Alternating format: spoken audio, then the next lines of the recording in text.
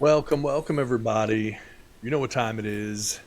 You get the Horn Show, and we are bringing you sports tonight. And it's gonna be a fun time, man. This is basically going to be NFL playoff talk. We always stick with whatever the most popular thing is happening in sports at any given time. That's usually what we're going to talk about. And there's no doubt this time of year the NFL is dominating the headlines. So we got Tad and Jeff here tonight. How you doing tonight, brother? Doing fine, ready to rock and roll. Absolutely. Well, let's Do talk a people little still bit do that? about rock and roll. You say no, Yeah. no, Okay. no. Well, I guess I'm ready to do whatever they do then. Yeah. It's like saying, I'm ready to jitterbug.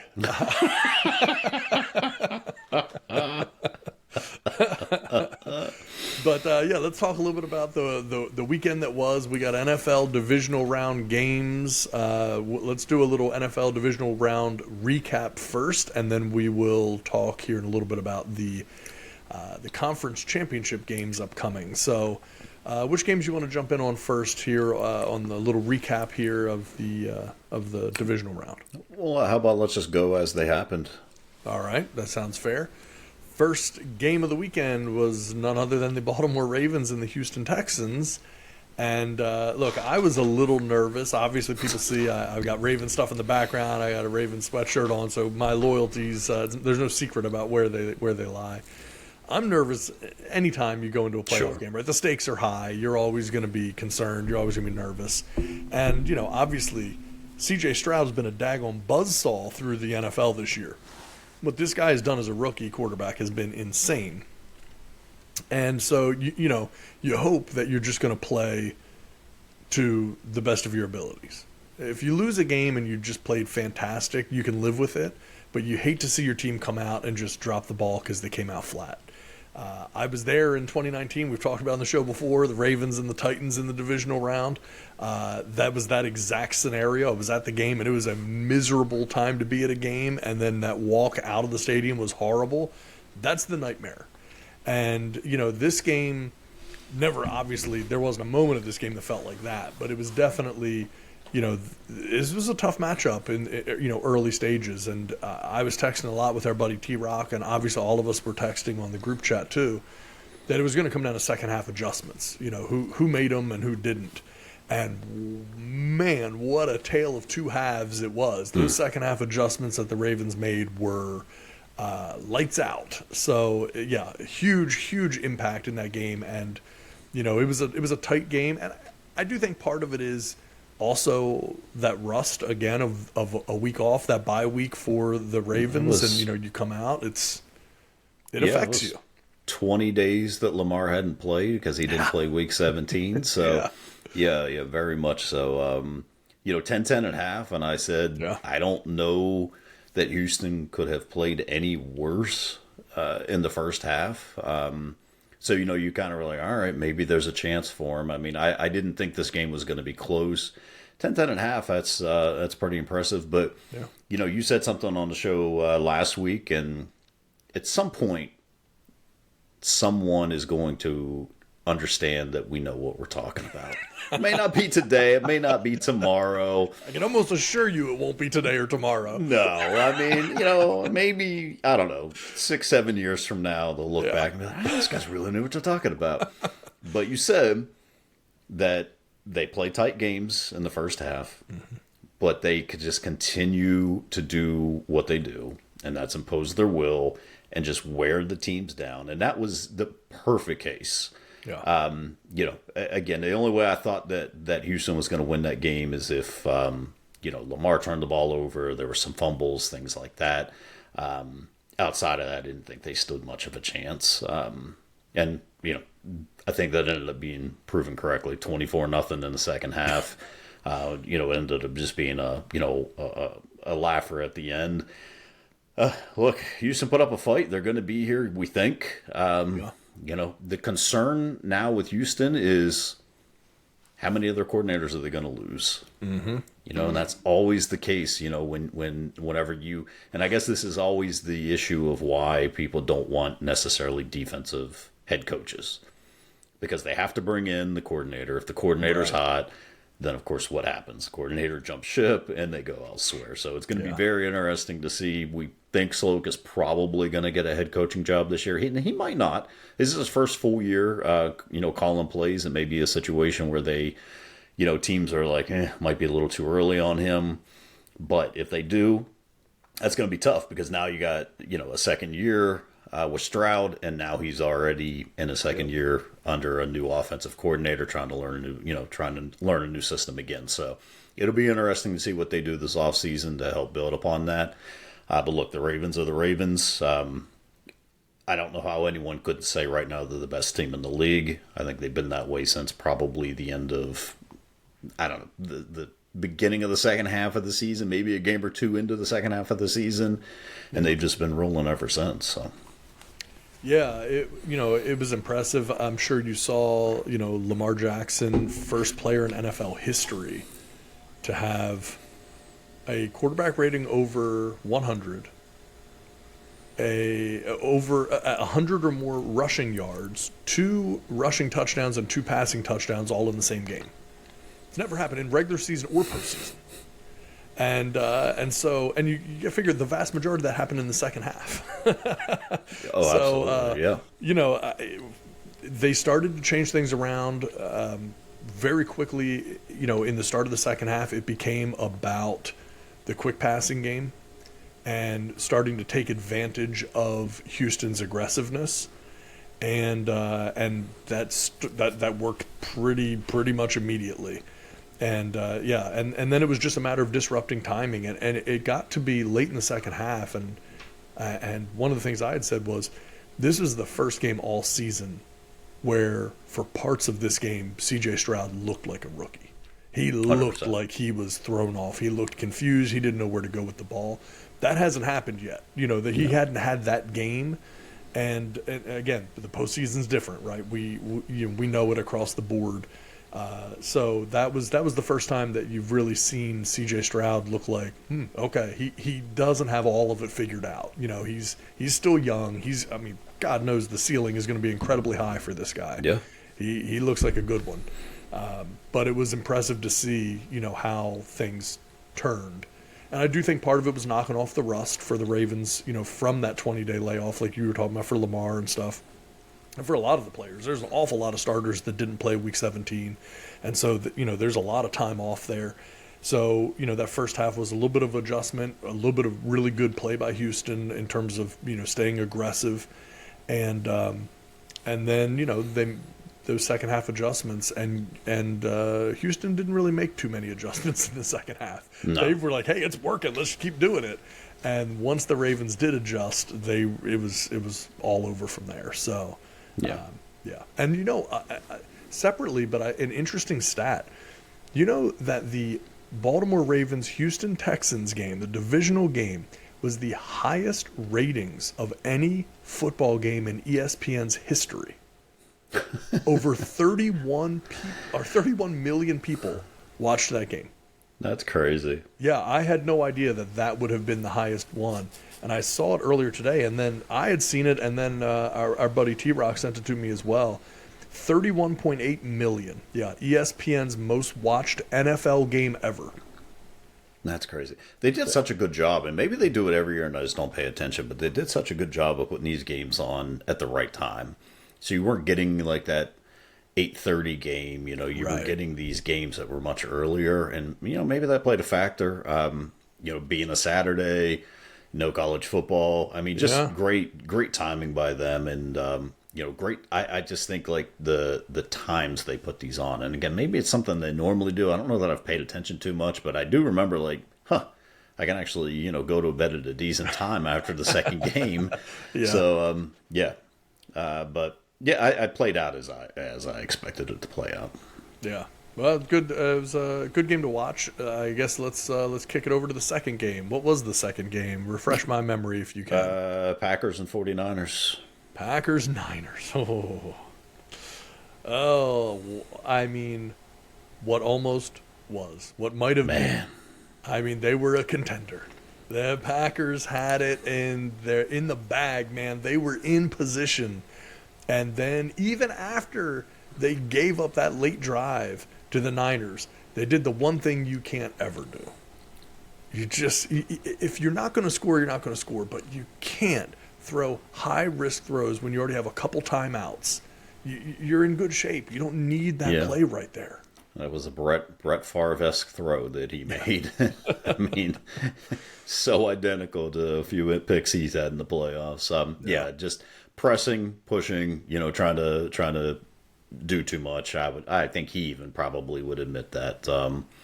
But yeah, I mean, they had a golden opportunity to take that game, and they couldn't pull it out. And I'm not surprised. I am surprised at how close the game was and for how long it was, and the fact that they had a lead late in that game. But I think that speaks a lot to the Niners and their resolve.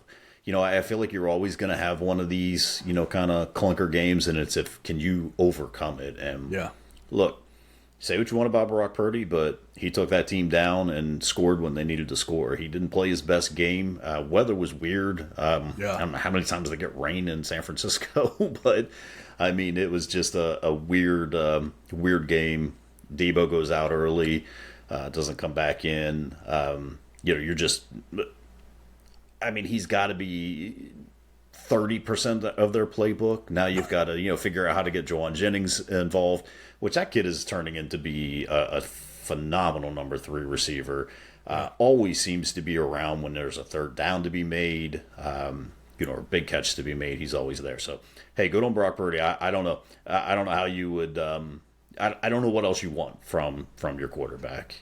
If this guy is a first-round draft pick, you're doing nothing but speaking praises for him. You're just giving him all the kudos in the world. Look how far he's come in such a short period of time. But because he's Mr. Irrelevant, then you just automatically expect this guy isn't good. He's going to fall apart, and he didn't. I mean, he had an opportunity to, and I think nobody would have been shocked had he. But man, look, he put the team on his back and was able to drive them down. McCaffrey finishes it off, and they're moving on. So, do you feel more confident or less confident now in the Niners than you did before watching that game against the Packers?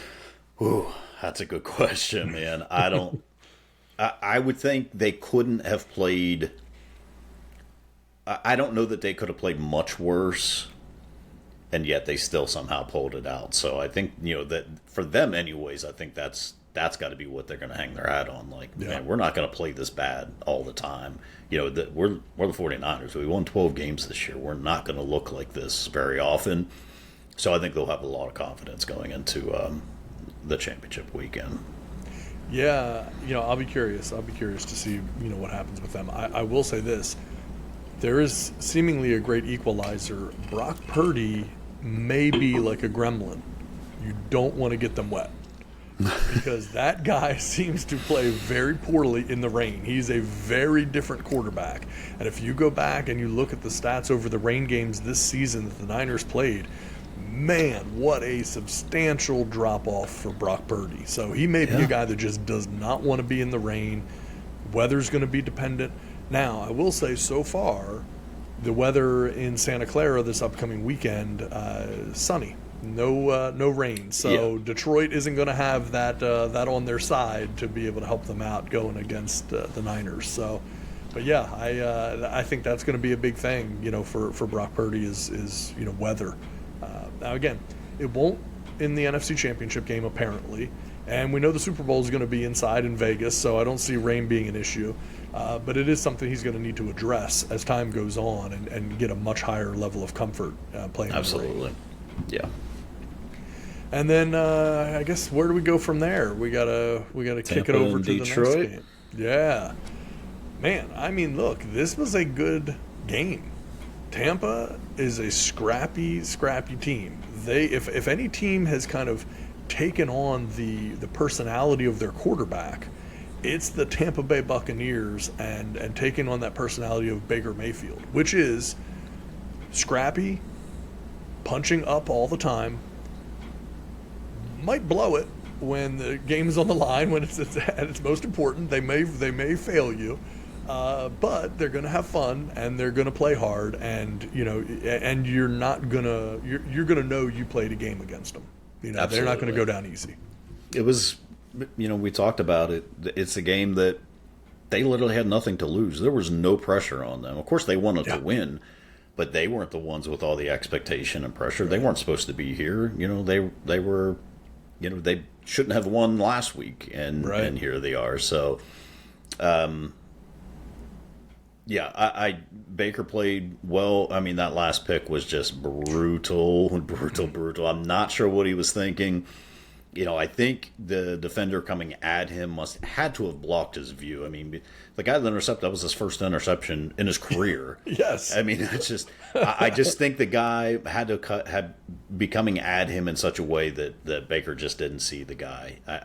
Nothing else would have made sense. I mean, because it wasn't like he was trying to throw. I don't know. Was that Evans? I'm not even sure who it was. Evans or Godwin. I don't know. Right.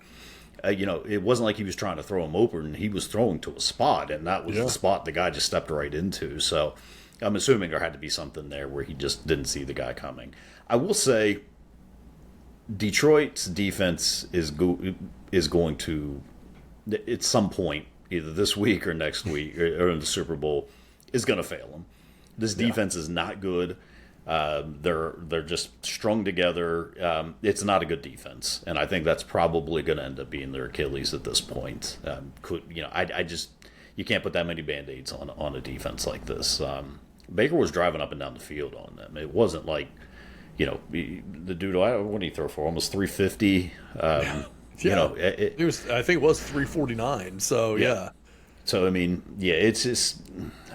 I don't know if his defense is a championship level defense or a defense that's good enough to keep you in these next two games. We'll see. Well, and they have no room for error against the Niners. 100%. I mean, there's absolutely no room whatsoever for error if you are the defense going against the Niners. You've got to play that team tight. Now, I will say, it's going to be very interesting to see what happens with Debo. Shoulder strain. They do not know if he'll be able to play next week. I've heard 50-50 at this point. Yeah. So, and he didn't look good. I mean, coming off. I thought for sure he had like a concussion or something, but, it ended up just being, the shoulder or something. So. And he was out of the shoulder pads and standing on the sideline so quickly. It was very quick. That's what makes me wonder if it's not a significant injury, because usually, particularly in an important game like that, a guy's going to give it as long as he can. The team's going to work on him. You want to give every opportunity for this star to get back in the game. For him to immediately just be standing there in a sweatshirt on the sideline makes you wonder, like, okay, that was an immediate, like, nope, no chance you're going back in, which was surprising. Yeah, absolutely. So we'll see. If he's not available, that's going to be a tall task. But yeah, I just... As far as the Lions, I mean, look, they're doing what they're doing. I mean, it's an amazing run. We'll see if they can keep it going. And the upside is, if you're the Lions, even if you can't keep it going, this has been pretty great already.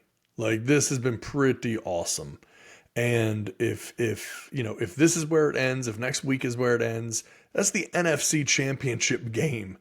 Going against one of the best teams in football for a chance to go to the Super Bowl. If Detroit doesn't win there, hey man, there's no shame in that. I mean, there's a lot of other teams. There's 29 other teams or so that would absolutely love to be in that situation. 100%. So you've got to, you just got to keep your head up if you're Detroit, because the odds are firmly stacked against them. It's one thing to beat, the Packers and the Bucks. It's a whole other thing to go into San Francisco, into Santa Clara, and beat the Niners. That's a tall order. So hey, if they can do it, they will have earned it. There's no doubt about that. For sure. And then the last game of the week was the Chiefs and Bills, man. If not now, when, I believe, was the conversation we had last week. And once again, they come up short. I'm not going to berate them, because Bills fans don't deserve to have to hear what's going on with their team. The reality, right? The Bills are not losing because of bad luck. That's not why they're losing. Bills fans may want to look at it like that, and I would understand completely why they would, but it's not bad luck. It isn't. Like, there's not a coincidence that this keeps happening to you. And it's because they're a good team. They're not a great team. They barely made the playoffs. Lest we forget, because they were in this position, they had a 5% chance of making the playoffs. The only reason that they made it was honestly because Miami was in free fall at the end of the season. Yep. And that's what allowed Buffalo to get in. Now, Buffalo has talent, right? So, you can get on a run. There's no doubt about that. And Buffalo has that streaky type of talent that enables them to get on runs. It isn't going to get easier from here. It's going to get harder. I saw a report a little while ago that Stephon Diggs is expected to not return to Buffalo, which I feel like I've been saying since the beginning of the season. We were talking about it on this show, that it does not seem like Stephon Diggs wants to be in Buffalo. And I don't see him being back there. Now it's looking official that he won't be. And so that's one issue, right? That's not the only issue, but that's going to be a big one if you manage to lose Stephon Diggs. No, and Josh Allen's contract kicks in. He was only under the cap for $18 million this year. It jumps now to up to $45 million. They're so far over the cap right now. It is absolutely ridiculous. And of course, they'll get under the cap. That's not going to be the problem. But It's how many casualties are there going to be along the way. I do want to say this about Patrick Mahomes, his playoff career. Patrick Mahomes in his playoff career is 13-3. 4,561 yards, 38 touchdowns, and 7 interceptions. He shows up when he has to show up, man. Yep. I just, he's just something else. I mean, I don't know. He's Tom Brady at this point. I mean, I don't know what else you could compare him to at this point. And everyone wants to make the Peyton Manning, Tom Brady comparison with him and Josh Allen, but honestly, right now, no, Josh Allen is more of the Phillip Rivers at this point, Just, Now, I will say, everyone wants to point to coaching, McDermott, has he gotten all of that he could out of him? Josh Allen threw an absolute 80-yard rope. It was one of the greatest throws I've ever seen in watching professional football. This thing was on an absolute rope from one side to the other, and it went right through Stephon Diggs' hand. It's a completely different game. That's not coaching. Yep. That's the right play call. Everything was set up perfect for them, and Diggs just didn't catch the ball. Yeah. Was it a tough catch? Maybe. But, I mean, I don't know how many times I saw the replay, and I'm like, dude, there's no reason this guy shouldn't have caught this ball. Yep. You are a professional player. You want to be ranked as one of the top 10 receivers in the league. That's a catch. I don't know. I would think you would catch 70% of the time. Probably more. Probably greater. Look, you're running 80 yards to catch this pass. I'm sure it's not easy. Could I do it? No. I mean, yes. I mean, if no one was defending me and, you gave me 25 seconds to run the 80 yards, maybe. But, I mean, it's a catch you got to have. If he catches that, that's a completely different ball game. That might be ball game at that point if he catches that. But I will say, as I speak out both sides of my mouth, 4th and 5 from your 30, and you decide to fake punt with Damar Hamlin. What are you doing? He picked up 2 yards. I will tell you, I don't know, when you watched that game and you saw that punt line up, I said, and I didn't send it out through the text because I was like, well, it happened so quickly, but I was like, I bet they're going to go for a fake here. And it was just some way that one of the gunners on the outside shifted in, and I was like, it looked a little off. They're going to fake this. I did not expect it to be. I didn't even know Damar Hamlin was back there. You would think insurance companies would not allow Damar Hamlin to be part of a fake punt. I mean, I don't. I believe Damar Hamlin had 2 tackles on special teams this game, which is more tackles than he had all year, right? Or at least tied the tackles he had. Yeah. What if you're gonna go for it? You don't have your star quarterback going for it. I didn't have any issues with them even going for it at that point. I was like, just given the way that the Chiefs were going down there and just scoring at will every single time, I was like, yeah, this is, I'm sure like the analytics say punt it away. But at the same time, I was like, well, if you're going to go, like, this probably would be the time you would want to do it. Yeah. And they fake it to DeMar Hamlin. Like, were they trying for an SB moment here? Like, like, what else could it possibly have been? You could have literally put anyone else back there besides a guy that's, I don't even know if he's 6 foot, 180 pounds. Yeah. And they probably would have at least gotten you 3.5 yards to at least make it a little more. It wasn't close. What are you doing? So, as I say, it's not really McDermott's fault. At the same time, then it's like, well, does he not have any control over his special teams? Like, their guys just making their choices out there? And then why DeMar freaking Hamlin? You know that didn't happen just then. They practiced that play. Like, they knew, they practiced that play. Means that Sean McDermott was well aware that that play was there and knew when they were going to dial it up. He could have easily said, no, we're not doing that play. Like, he knew. They practiced that during the week. You know daggone well that it wasn't just like, they called it in and DeMar's like, wait, me? You want me to do something? Bro, you know I died like yeah, exactly. a year ago. If I was him, I would have just laid back down on the ground. Like, someone bring your card out here. Like, there's no way. It's not worth it. I just, those decisions are not smart. That's not good coaching. That's not. What kind of like football shape could DeMar Hamlin possibly be in that you would think that this guy is fast enough and strong enough to run? He's played, I don't know, 25, 30 snaps all year. Yeah. And you're just saving them for now. Like the weirdest thing. Like, the only thing I can think of is like they were just going for a moment. Like they really thought they were going to get this, and the story was going to be DeMar Hamlin gets them the first down that keeps their season alive. What else could it have been? If that's the case, that's pretty bad. That's pretty embarrassing if they were. What else could it have been?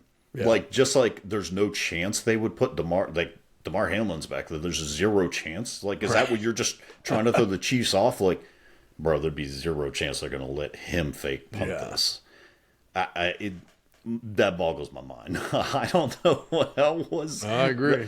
I don't even know how you expected it to work at 3rd and 5. 3rd and 2, maybe. I don't even know then. But just put Josh Allen back there. Like, let Josh Allen go for it. I'm a fan, in general, when the game is on the line, of having the ball in the hands of your best players. That's weird. That's a me thing. That's a you thing. That's you thing. Yeah. It's always been an unpopular idea that I've had. That you want your best players to touch the ball when the game is at its most important. And, this idea of, these coaches that try to get cute and try to come up with, fancy ways and unexpected things. No, man. If you're going to go for it, give yourself the absolute best chance of being successful. And that is not with DeMar Hamlin on a fake punt. Like, that is just lining up and executing a play, a normal play. Don't even fake punt it. Just line up and say, we're going for this thing. Yeah. Put your head down and go make it happen. Whether it's a pass or run the ball with your 6'6", 260-pound quarterback and, drive ahead and try to pick this thing up. But don't do this. Don't line up 10 yards further deep for a punt formation and then try to snap the ball to one of the sickliest members of your team, the smallest, weakest guy on the team, and then expect something to happen there. It's just not smart, man. I will say this. I started to say earlier that there's a reason that the Bills are losing. It's not only coaching. Coaching's part of it. Coaching's definitely part of it.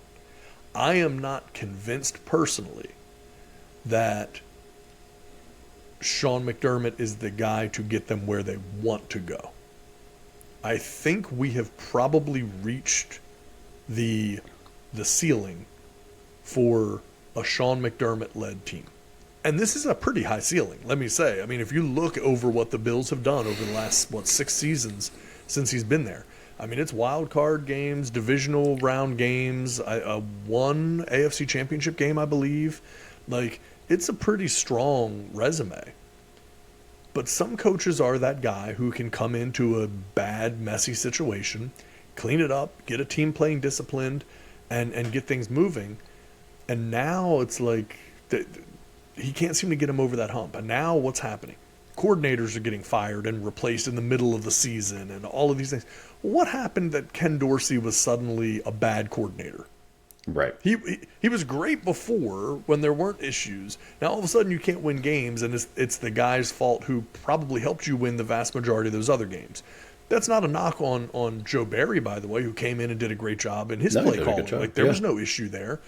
But this idea that mid-season you got to fire coordinators and you got to make these changes and all this stuff, it's just not working. And if that team now has to go in and start paying Josh Allen and loses Stephon Diggs, I just don't see, because if you look at the rest of that division, are we to believe, if you're the Buffalo Bills and you're looking at the rest of their division, the Jets are not going to be as bad next year as they were this year? They couldn't possibly. I mean, I'm saying this tongue-in-cheek a little bit. They couldn't possibly be that bad again, sure right? I mean, but you have to assume there's going to be improvement. Miami seems to be legitimate, so I believe that they're going to be good. New England can only get better. So, there's no reason to believe that things are going to get easier for Buffalo, and that's in their own division. Now, if you broaden the scope a little bit and you look at the rest of the AFC, okay, we don't necessarily know what's going to happen with the Jags and Trevor Lawrence, but we do know that the Texans are going to be able to step in and fill that role pretty well with C.J. Stroud. Baltimore doesn't seem to be going anywhere. If Pittsburgh gets their quarterback situation figured out, we got to believe that they're going to be a much improved team. Not to mention Cincinnati, if Joe Burrow has a healthy season. Yeah. And we don't know what the Browns are going to do again when they're not having to grab guys from their house and play fourth and fifth string quarterbacks. And it's not think easier about, for Buffalo. we heard today that Jim Harbaugh has now gotten a second interview with San Diego. I don't know. Where are they at again? LA, yes. LA, the Chargers. Whatever, the Chargers. We got to start remembering just calling them the Chargers. But, now Harbaugh gets a second interview with the Chargers. Do you not think he's going to turn that team around? What has he done everywhere he's gone? Yes. Everywhere he's gone, he's turned them around. And you have Justin Herbert. So you're right. There's 3-4 teams that are on the rise. Yeah. There's only so many playoff positions. You're not going to back your way into another division championship. That's tough. We haven't even mentioned the Chiefs yet, right? So Buffalo has consistently not been able to get past the Chiefs. We haven't even mentioned them yet. So we already said Baltimore's not going anywhere. So if you look at just those as a couple of the top teams, I mean, it's going to be awfully, awfully difficult, and yeah, I don't know. We've gone too long on this point, but it's going to be an issue for Buffalo. This is going to be a very interesting offseason for them for sure. And we did say before the season we felt firmly that the championship window for the Buffalo Bills had closed. Now, that point would have looked a lot better had they missed the playoffs, like it looked like they were going to, right? But the reality is, they're not a championship team. They have elite talent at various times, but they're not consistent. Because you know who else has elite talent at various times? The Dallas Cowboys. They're not a championship team. There are plenty of teams out there. Miami has elite talent for periods of time. There's not a championship team, not yet. Now, they may be at some point, but they're not there right now. So there are a multitude of teams out there that have elite level talent. And that talent is going to win you some games. But in the postseason, you got to be a good team. You can't just be a good individual player. And if you really look at the Bills across the board, outside of Josh Allen, on paper, are they the most talented team out there? No, they don't even have a running back of any significance. They certainly have the young tight end, Dalton Kincaid. There are some pieces, but they're not this stacked team that's built for the future. They're just not. No, they're really not. And they were missing Gabe Davis. They were missing a few people, but you're gonna theoretically probably lose Diggs, which I think is a foregone conclusion. I'll be shocked if he doesn't end up in Dallas or something and I think it's time. The dude didn't have a touchdown after week 12. Didn't have a hundred yards game. He finished 13th in the NFL in receiving, but I mean, he didn't have a 100-yard game after. I don't remember what it was. It was like week 6, 7, 8. It was something like that. Yeah, it was against no, that was the whatever. But it was that was against the Giants. That was his last 100-yard game, and that was exactly 100 yards. Wow. So, I mean, yeah. Yeah, that's crazy. I mean, and well, again, we don't want to belabor the point just dealing with the Buffalo Bills, but that was the final game, and it was a heavyweight matchup. And I've said it, you've heard me say it too many times on this show and not on this show. Across the board, for me, best coach, best quarterback. That's who I'm going to bet on. And my heart said that Buffalo could win this game, but my head said Kansas City. Because until I see otherwise, I know Kansas City can do it. I have not seen Buffalo do it yet. And yet again, they didn't. Best coach, best quarterback. And, again, if I have Andy Reid and Patrick Mahomes versus Sean McDermott and Josh Allen, it's pretty clear cut who the best coach and best quarterback are. Now, looking ahead, starts to get a little bit more interesting as we go into these weekend games and we start looking at, best coach and best quarterback. So I think we can probably jump into the conference championship games now and talk a little bit about those. I don't know what order you want to go in. You want to start NFC and then go AFC? Yeah, we can do that. I think the NFC or the AFC game is first, but yeah, we can jump into that because I imagine you'll want to dissect a little bit more on the AFC side. So we got the 12-5 Detroit Lions versus the 12-5 San Francisco 49ers. That's a 6:30 game. And currently, I believe we have the line. I'm trying to see what the San Francisco is a 7-point favorite. The over/under's 50.5 in this game. Okay, that's going to be a high-scoring affair if that's what they have. So, look, that's going to be an interesting game. If Detroit is able to go in to Santa Clara, beat the Niners, that will be as impressive a thing as we have seen in these playoffs. The Niners not only are a really good team, but they are a very well-rounded team. And it's difficult. It's just difficult to play them because they stress you at every point. Detroit can make plays, but if you really break them down, they have one really good receiver, obviously, Amon-Ra St. Brown. They have a good tight end, and they have a solid quarterback. Most positions, though, like, again, if you look at just the sheer number of all pros that are on the Niners, it's ridiculous. Scary. It's crazy. It's Brandon Ayuk and Kyle Juszczyk and Christian McCaffrey and George Kittle. It's like the all Madden team that they used to have. That's like practically what the Niners are.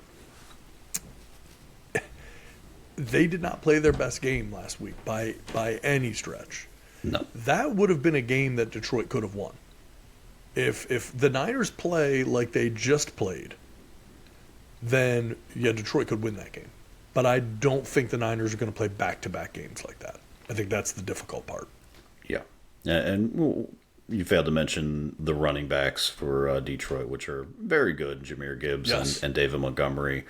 Kind of a two-headed monster there. A lot of people probably feel like Jahmyr should be getting a lot more carries. Yeah. But then you can offset that with Christian McCaffrey. So it's, would you take McCaffrey over those two? Yeah, probably. For me, it comes down to Brock Purdy and it comes down to Jared Goff, which really put up very similar numbers this year. Goff had a little over almost 4,600 yards, 30 touchdowns, 12 picks. Purdy was almost at 4,300 yards, 31 touchdowns, 11 picks. You can't get much closer than that. So then it's going to turn to who And I would probably at this point take Amon-Ra over Ayuk. However, I wouldn't take Amon-Ra over Ayuk and Debo if Debo's healthy. So Debo could play a huge factor in this. But again, as I said, Gerard Johnson's coming up, and he's really taken a lot. Kittle has played a lot better these past. He was injured, I guess, a decent amount, and they just didn't feel like they were getting him involved. But he's getting involved a lot more.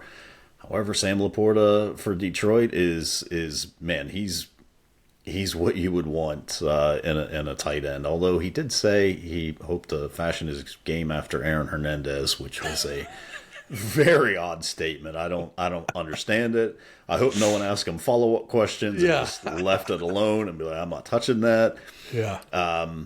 And it's going to come down to defense. Who has the better defense? Clearly, San Francisco has a better defense. As I said, I don't know Detroit's defense is going to be good enough to hang in this game. I honestly don't see this as a close score.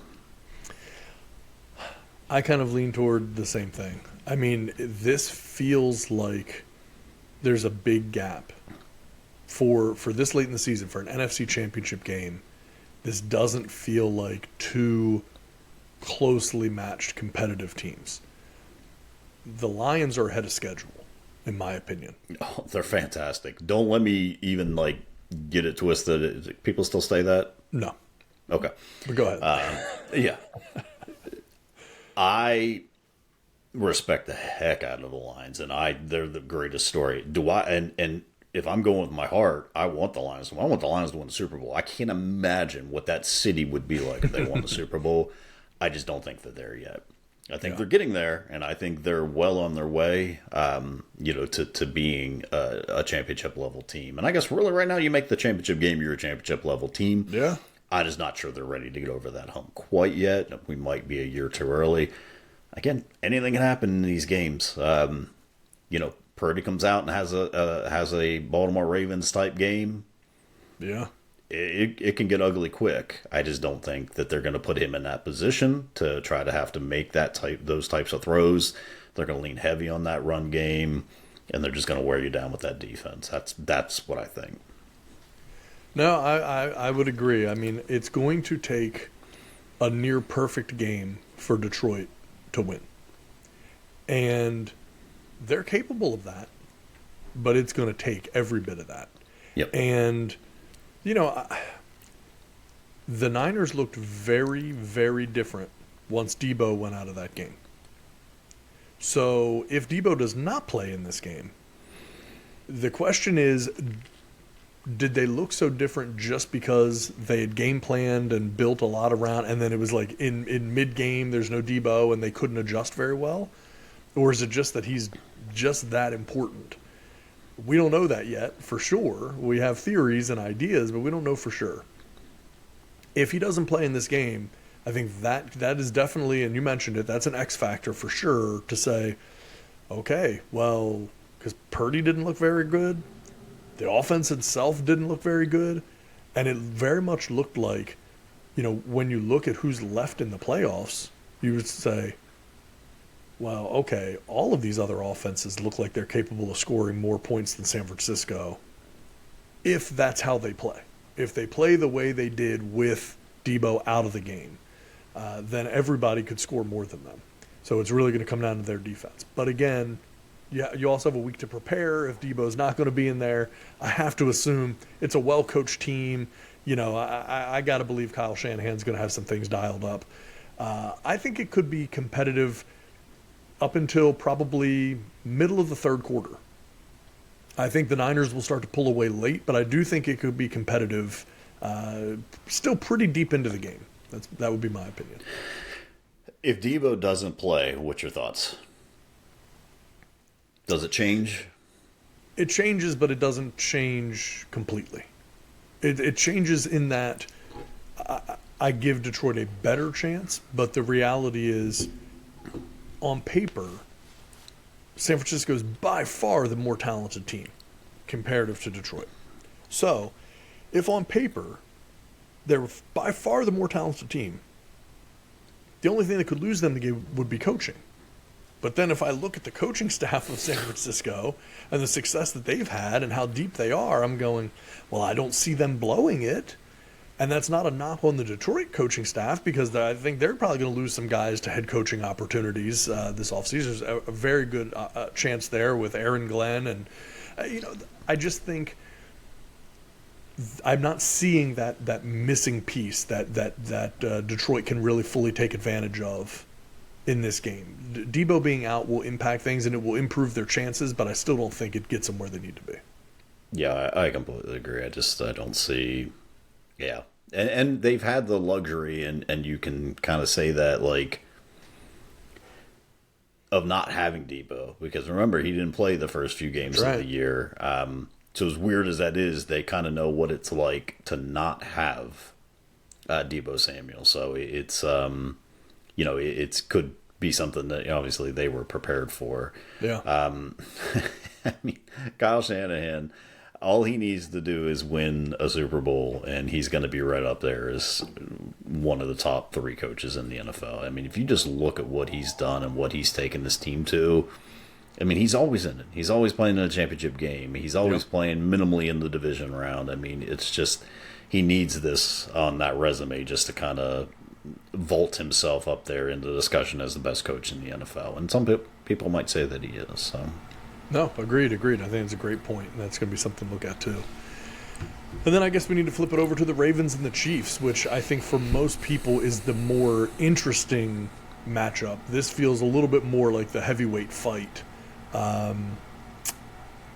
the AFC Championship. And I don't know. I'll let you go first on this one. What are your thoughts between Ravens and Chiefs? At the beginning of the year, we both actually picked the Chiefs to go to the Super Bowl. I don't know how you ever count Patrick Mahomes out. And we, you just heard my stats in the playoffs. I mean, the dude is just on another level, and he really played that way this game. I don't think, however, the Ravens defense is going to fall for some of the shenanigans that he pulled. Like what was that? Like he was 2 yards past the line of scrimmage and was pump faking. Patrick Queen or Roquan Smith is just going to run right through him. Like they're not going to be fazed by that. And the Ravens, I mean, their defense is I mean, it could possibly be their best defense that the Ravens have ever had. And we all know defense wins championships, and people love to argue that. People love to say, whoa.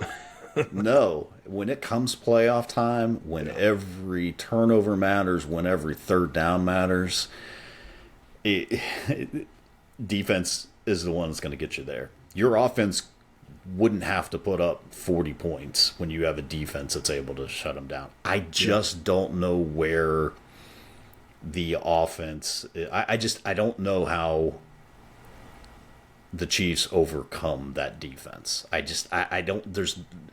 Name a player on that team that, outside of Kelsey, that is going to beat that team. Is Isaiah Pacheco really going to do that? Like, I don't think the Ravens are going to be afraid of Isaiah Pacheco. I know they're not going to be afraid of Mecole Hardman. I know they're not going to be, afraid of, the other tight end there for the Chiefs, Noah Gray, I believe. You just have to worry about Mahomes. Yeah. You have to worry about Mahomes. He's not going to be able to scramble like he wants to, to extend those plays. I mean, the Ravens lead the league in sacks. I mean, they get pressure, and I just don't know that they're going to have enough. And it's tough for me to say, because on the other hand, I think this is the best championship window Chiefs defense that they've ever had. So it's going to be, that big matchup. Can the Ravens offense match up with the Chiefs defense? I think there's just way more playmakers on the Ravens side on that offense. I think this is going to be a close one-score game, but I think Baltimore's probably more likely going to pull this one out. Well, that means a lot coming from you. I know. It hurts me to say. I'm going to go tie a rope somewhere here after the show. Oh, well, look, I mean, obviously, I literally just got done talking about how I never bet against Patrick Mahomes, right? Because of those reasons that I always give, right? Best coach, best quarterback. Um, you look across there, though, the depth of talent, not just the surface level talent, the depth of talent that the Ravens have makes it incredibly difficult. And, you mentioned the Ravens defense. So they're the first team in history to lead the league in points allowed, sacks, and takeaways. Now, what are the things you would want to be able to do and accomplish if you're playing against Patrick Mahomes and the Kansas City Chiefs? You're going to want to be able to sack him or minimally be able to get plenty of quarterback pressure, right? That's obviously going to be an important part. You're going to want to limit the points that they score. And then you need to be able to force some turnovers to hopefully give yourself some extra possessions and get their offense off the field. Those are the three things that we just said that the Ravens have done not only really well this year, better than any team has ever done them. So it seems like what the Ravens do really well is perfectly playing into what the Chiefs would want to do against them. It's not like a thing where if you say the Ravens have this incredibly dominant run defense, like, yeah, okay, well, fine, but Patrick Mahomes can throw all over you, right? It's like that's not the situation here. So, look, I don't think it's a walk in the park by any stretch. No. It can't be when you're playing against Kansas City. Andy Reid's too good, Patrick Mahomes is too good, and they know how to win. This is the thing, beyond X's and O's, roster spots and everything else, the thing that is the biggest challenge in this game, if you're Baltimore, is that Kansas City has been to 6 straight AFC Championship games. That is a ridiculous stat. So to you, if you're the Ravens, this is huge. This is the AFC Championship game. You're one game away from the Super Bowl. If you're the Chiefs, this is where you are every single year for 6 straight years. Regardless of the man, think how different the roster looks. Think how different the players look, right? There are a few that are still there, right? Patrick Mahomes is still there. Travis Kelce's still there. There are a few, but there's a lot that aren't there anymore, and it doesn't matter. So, I look at it like, and the Ravens have never had success against the Chiefs, but that was a long time ago. The last time that the Ravens played the Chiefs, the list of guys on that Ravens roster was very, very, very different than what it is right now. And so I do feel like it's a different time with a different team. I think if the Ravens play their game, they can absolutely win this game.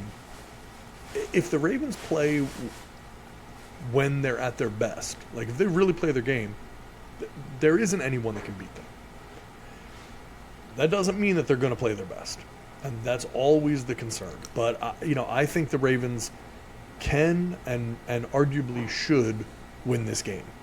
But it's the Chiefs, man. How about if they start like they did last week? Do you think they can overcome something like that? They scored 10 points in the first half. The only reason I would say yes is because I don't anticipate Kansas City putting up 30 in the first half or anything. Right? So I do think that even if the Ravens only score 10, I just don't think, and I hope that I'm not wrong, but I don't think that the Chiefs are going to go out and just run up a crazy score. And so I still feel like that means it's going to be a very competitive game. And if it's a competitive game at halftime, I feel like it gets really interesting. Because everything that I said last week about how when you're playing that Ravens defense, the longer the time goes, the higher the likelihood you're going to make a mistake. The same can also go for Patrick Mahomes, that the longer you're playing him, the greater the likelihood he's going to make some stupidly impressive play that's going to really frustrate you. So I think the key to the Ravens winning the game is going to be total discipline on their defense. Like, they have to be very disciplined. There are going to be things that are going to frustrate you. There are going to be things that you're going to think are bad calls. All those types of things are going to happen. They have to be able to play really, really, really disciplined. If they do that, I think they win. I think the only thing that can have them lose this game is if the defense kind of gets on tilt, starts playing a little too emotionally. I think that's where it can create problems for them. Yeah. I'm going to say this probably comes down to a field goal. That's probably how I see it. I think it's just going to be a tight contest throughout, and it's just going to be who blinks first, who makes the mistake first. I don't think you're going to get the interceptions out of Mahomes, but you for sure can get the ball out of one of those receivers' hands. Time and time again, you can get that out of their hands. So, yeah. I don't know. It's going to be a good one, man. And I'll say this. I was talking with our buddy T-Rock. I said, that if the Ravens make the Super Bowl this year, they will have earned it. And this isn't a cakewalk. I do feel like the Niners making it, this has been a particularly easy year for them. They played against a 7-seed Packers team, and then they have Detroit.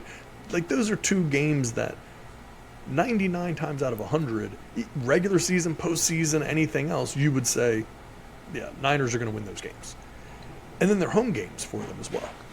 So, I just feel like they've gotten there. This has been a good year for them. It's a terrible year for the Eagles. Obviously, Dallas got bounced early. So the Niners haven't truly been challenged in the way that they ordinarily would be. If the Ravens manage to beat the Chiefs, and I'll flip that the other way too. If the Chiefs manage to beat the Ravens, they will have definitely earned it. Yeah. Right? Going into Buffalo, beating Buffalo, going into Baltimore, beating Baltimore to get into the Super Bowl, yeah, you earned it, man. So everyone, whoever gets in on the AFC side, they will have earned their stripes to get there. for sure. Yeah. So it's going to be very interesting. Very interesting. All right. Yeah. I know we're running a little long, not as long as last week, but I have a couple things I wanted to throw at you. The and I could be wrong. The guy who fumbled out of the end zone, was that Hardman? I believe it was. Yeah. I think he had 2 fumbles in that game. I believe that was one of them. Yeah. I've never seen a rule people want to get rid of as much as fumbling out of the end zone. And I don't understand it. I don't understand why you are rewarding an offense that fumbles the ball out of the end zone. Yeah. When you magically, there's that magic line in the NFL. No matter where you're at, if that ball crosses that line, that's an automatic touchdown. Yep. You can't swipe the ball out of the guy's hands. You can't, you can't do anything other than he crossed the line, and it doesn't even have to fully cross the line; it just has to touch it. Yep. Break the plane. You hear it all the time. Break the plane of the goal line. That's it. Just the ball just touches it, and it's a touchdown. No matter if the guy comes and knocks the ball out before it's fully across, there's no other place on that field that happens. Yeah. The defense always has an opportunity to knock the ball out. If I try to stretch that ball across the first down line and someone comes and knocks that ball out of my hands, guess what's going to happen? That's a fumble. Yep. I don't really understand, and it's just been going on all day, and Pro Football Talk is just like they've now gotten off of the Redskins thing, and now they're like, this is their new hill to die on. But I was hearing it on the radio too, and people were just making like the argument, like, well, why are you rewarding a defense with the ball because someone fumbled out of bounds and they didn't get, nobody got clear, like the defense didn't pick the ball up. Right. And I suppose you could make that argument, but at the same time, like, that's part of the defense. Like, the defense has to have something. Like, if they can knock the ball out and the ball can run out of the end zone, of course you can't recover it. Like, I don't know what your feelings are on the rule. I just think it's ridiculous that they would even attempt to change that. Like, I don't know how you can reward someone for fumbling the ball forward out of bounds through the end zone and not lose possession of the ball. Yeah, maybe I'm old school.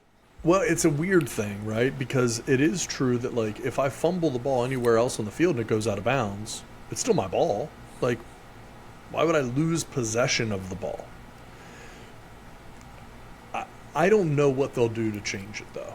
Because the problem is, okay, if you say you want it changed, and you say, okay, well then, what does it change to? So if you fumble the ball out of the end zone, you just get it at the 1 inch line, the 1 yard line. Like, well, is it fair to put you at 1 yard if you were 2 inches from the goal line, and then that's when you fumbled it forward through the end zone? Is 1 yard penalizing you because technically you were closer at the time of the fumble? It's challenging to figure out how to remedy the situation. I do feel like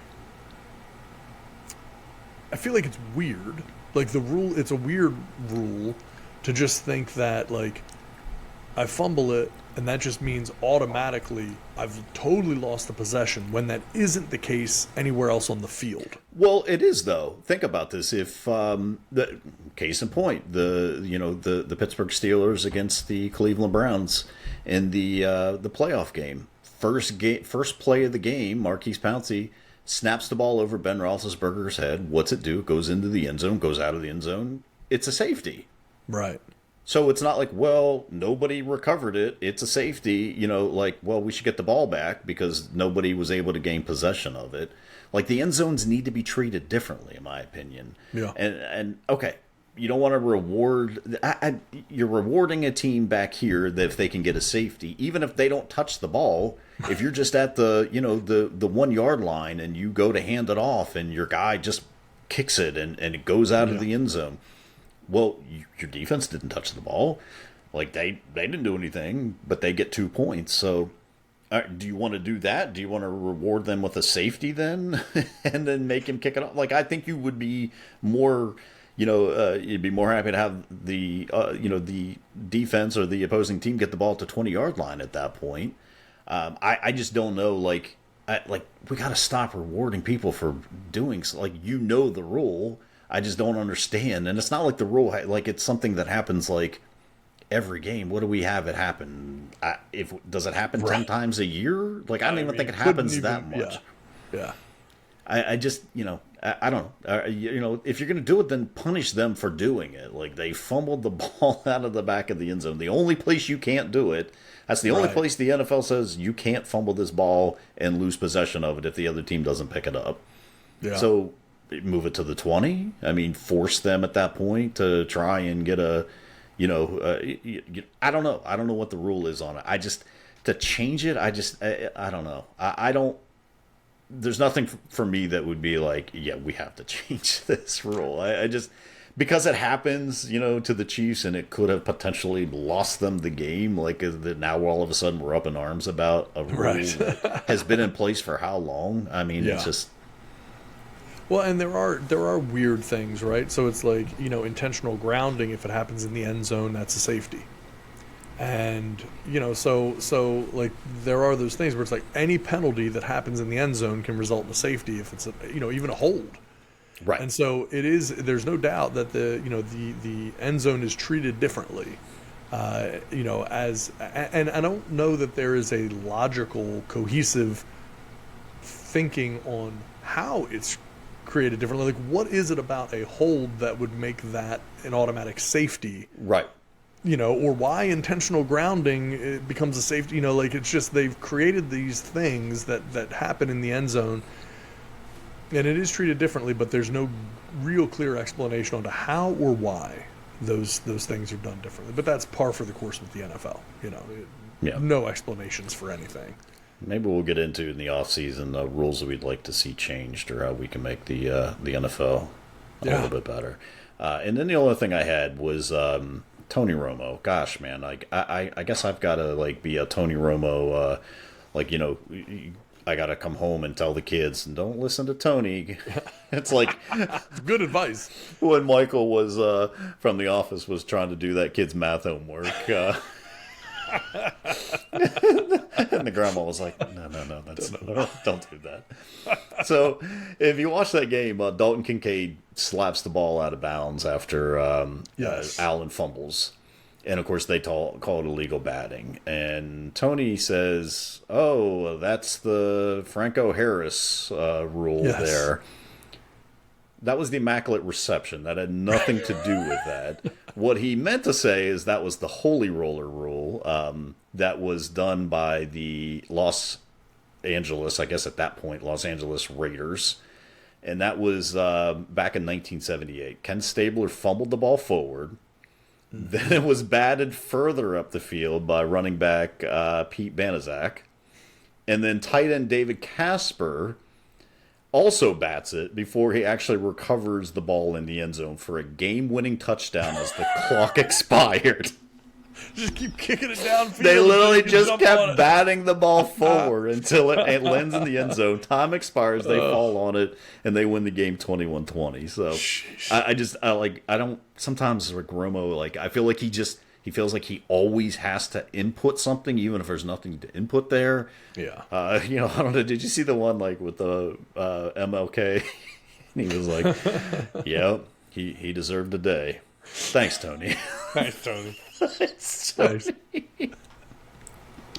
Way to go, Tony. Way to go out on a limb, Tony. Yeah. Ooh, that's controversial. But yes, just for everyone out there, that was not the Franco Harris rule. Yeah. That was the holy roller situation with the Los Angeles Raiders at the time. So they just kept batting the ball forward, batted it all the way into It's the a great end zone. strategy. I mean, It's not a bad idea. I don't know why more teams didn't deploy that. Like, just kick the ball down the field. Yeah. Dave Casper was fast. I'm sure he was just kicking it along. Just get your fastest guy and have him go out there, rugby style, just kicking that thing down the field. It's like, yeah. So, very interesting. Very interesting. Don't a little listen bit to of Tony. trivia for everyone. Yeah. No, Don't listen to Tony. Don't listen to Tony. That's good advice. Good advice. I would say that to your kids. I would say it to Tony's kids. Don't listen to Tony. Don't listen to him. Yeah. Please don't. No. All right, well, I think that's probably going to pretty well wrap it up for us here. So, look, we got another exciting weekend of football ahead of us, but the season is almost over. There's not a lot of time left, unfortunately, and we're about to go into the doldrums of the post-NFL season, pre-baseball, post-football. College basketball will be probably the only thing to kind of eventually here start to, garner some interest, at least garner my interest, and start to take our mind off. But we know it won't be long. The NFL is a 365-day league. They know how to stay in the headlines, and so you will have the draft upcoming and all of that stuff, and then, of course, training camp, preseason, and everything else before we know it.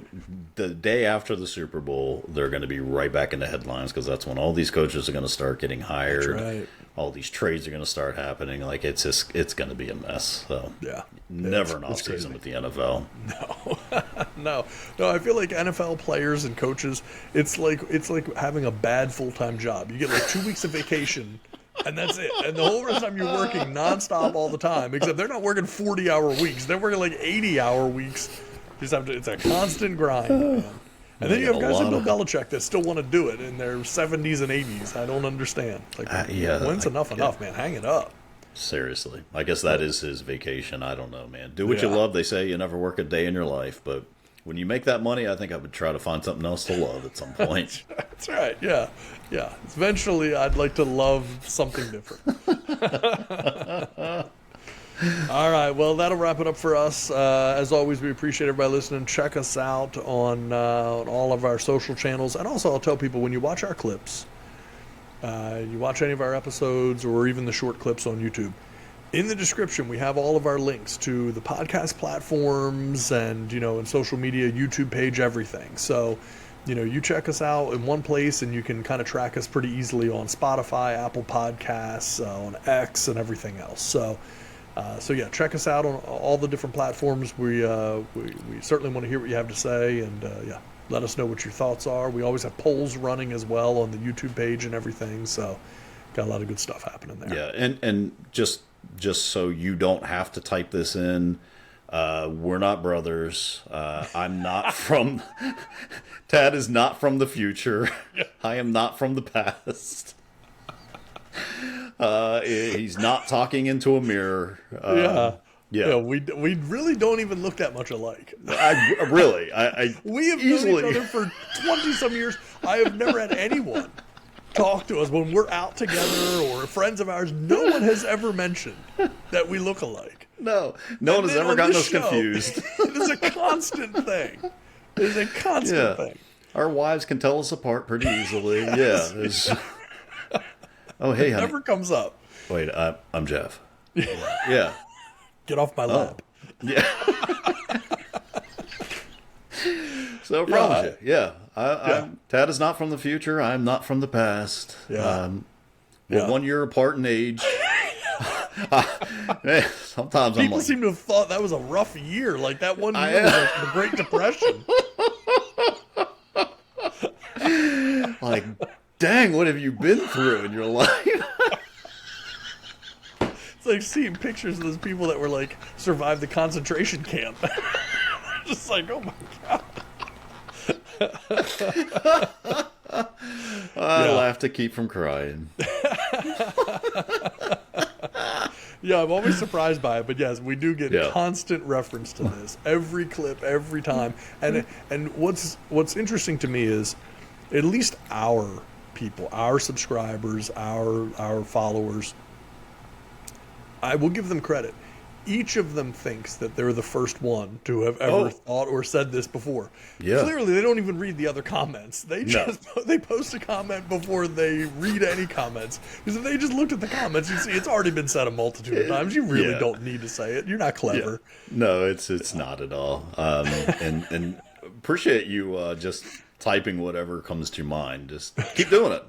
Go to every single one of our videos and just keep posting because that helps our algorithm. So we definitely appreciate all the comments, good, bad, or indifferent. So that's right. We'll take them. Yeah, we allow every comment to be posted. Yeah, we don't edit comments. We don't approve comments. We let them all be there, unless there was something that I really found horrifically offensive to somebody else. Sure. Not even to us, but to somebody else. Yeah, there may have been one or two of those back in the day, especially our Bud Light, takes. So. Yes. Yeah, but outside of that, everything's allowed. So it's open season. But I've had it. Yeah. But outside of that, we'll go ahead and wrap this sucker up. Enjoy the games, everybody. Be safe if you're traveling. And, have fun. Hope your team wins. Hope my team wins. I hope my team wins more than I hope your team wins. And otherwise, we'll talk soon. Thanks, everybody. All right. Good night, everyone.